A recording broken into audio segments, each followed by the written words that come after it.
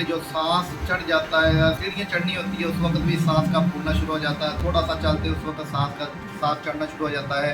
अस्सलामु अलैकुम वरहमतुल्लाहि वबरकातुहू वस्सलातु वस्सलामु अला रसूलिल्लाह अम्मा बाद फ़अऊज़ु बिल्लाहि मिनश शैतानिर रजीम बिस्मिल्लाहिर रहमानिर रहीम। जी नाज़रीन कराम, उम्मीद करता हूँ कि आप सब खैरियत से होंगे। अल्लाह ताला आप सबको सेहत वाली ईमान वाली ज़िंदगी अता फरमाए।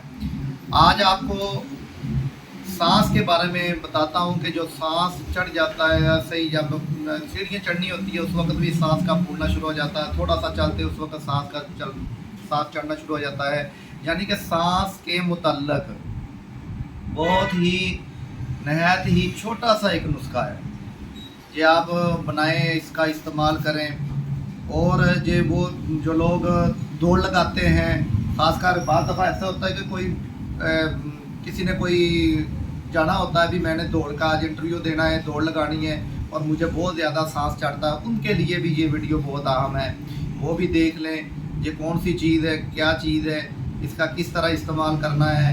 यानी सांस के मुतल्लक है कि सांस का चढ़ जाना बार बार। हाँ, ये है कि इसके अंदर कब्ज़ ना हो आपको। अगर कब्ज़ की वजह से सांस चढ़ रहा होता तो फिर इसका कोई फ़ायदा नहीं, फिर इसका इस्तेमाल नहीं करना जो मैं आपको बताने जा रहा हूँ। आपने ये ज़रूर देख लेना कब्ज़ का मसला, और इसके अलावा सिर्फ सांस का अगर मसला है उसके लिए ये वीडियो है।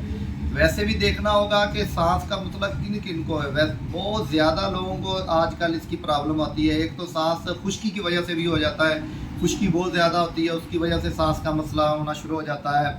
और खुश्की को कंट्रोल करने के लिए तो वो मैंने एक दफ़ा शायद आगे भी पहले भी एक वीडियो में मैंने वीलॉग किया था, उसके अंदर मैंने बताया था कि अगर आपको सांस का मसला हो तो आप 2 चम्मच देसी घी के लें और इसके अंदर 2 चम्मच शक्कर के डालें। जब आप खाना खाएं सुबह के वक्त, दोपहर के वक्त उसका इस्तेमाल करें। इसके साथ सांस का मसला ठीक हो जाएगा अगर खुश्की की वजह से हो।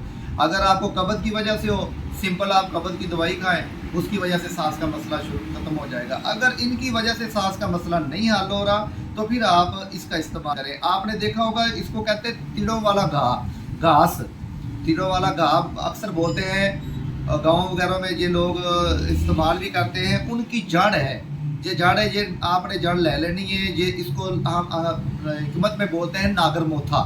नागर मोथा लफ्ज़ बहुत मुश्किल सा है, आप अंसारी से जाके कहें भी नागर मोथा दे दें। अगर आपने कहा कि घास की जड़ें दे दें, फिर उसको शायद ना पता चले, आप उसको कहना नागर मोथा दे दें, वो आपको वो दे देगा। आप ये देखिए, इसकी पहचान करें, ये नागर मोथा देखा है, ये देखिए ये नागर मोथा है,